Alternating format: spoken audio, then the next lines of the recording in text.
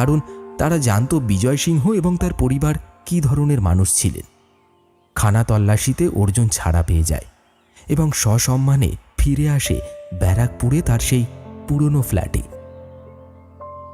ওই গ্রাম আজ মুক্ত, সেখানে আর প্রেত আত্মাদের সমাগম নেই। হয়তো ধীরে ধীরে ওই স্টেশনটি আবার সচ্ছল হয়ে উঠবে।